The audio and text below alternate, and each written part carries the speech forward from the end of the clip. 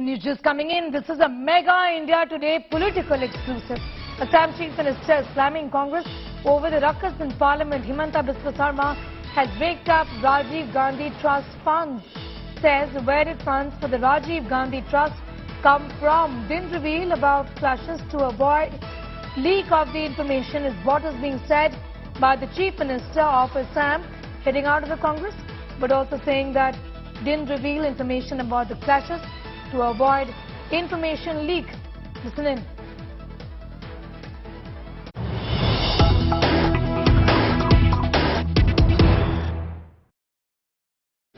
China और भारत की सेना के बीच में जो तवांग में हुआ, उसको लेकर अपोजिशन ये कह रहा है कि जो रक्षा मंत्री ने स्टेटमेंट दिया है वो काफी नहीं है। इसको लेकर संसद के अंदर चर्चा होनी चाहिए, क्लैरिफिकेशन होनी चाहिए।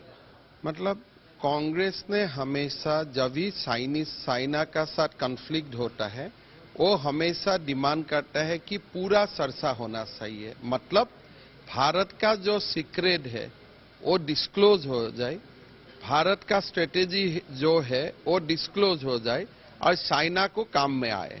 तो कोई झूठ का बारे में कोई डिटेल स्टेटमेंट देता है क्या?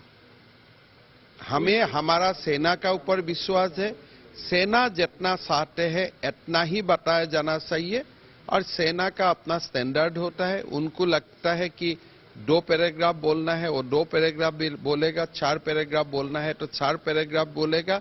भारत का लोगों को भारतीय सेना में अटूट विश्वास है। लेकिन वो ये कह रहे हैं कि 9 तारीख की घटना थी, 13 तारीख को सरकार ने बताया, क्यों छुपाया जा रहा था? जरूरत है कि 9 तारीख का घटना आपको 10 तारीख के ही बताना है। This decision will be taken by army. कब क्या चीज बताना है? 10 तारीख अगर हम बता देता हूं कि ये जगह में हमारा कॉन्फ्लिक्ट है, उसमें आर्मी का जो प्रिपरेशन है दूसरा सेक्टर में उसमें भी इफेक्ट हो सकता था। तो इसीलिए जो सेना का काम है उसमें लोगों को दखलंदाजी नहीं देना चाहिए। जो बात बहस होना चाहिए वो बात है चाइनीज एम्बेसी से राजीव गांधी फाउंडेशन में क्यों रुपया आया था। जो बहस का मुद्दा वही सबसे ज्यादा है। वो ये कह रहे हैं कि आप चर्चा से भागना चाहते हैं। जब भी इस तरीके की सिचुएशन आती है तो सरकार विपक्ष को जो है कॉन्फिडेंस में लेती है, लेकिन आप कॉन्फिडेंस में नहीं ले रहे, आप चर्चा नहीं चाहते हैं। वो कह रहे हैं संसद में चर्चा होती है। कौन सा पार्टी को आप कॉन्फिडेंस में ले? जो पार्टी खुद चाइनीज एम्बेसी में 1.5 करोड़ का डोनेशन लाता है उनको मैं कॉन्फिडेंस में लूं?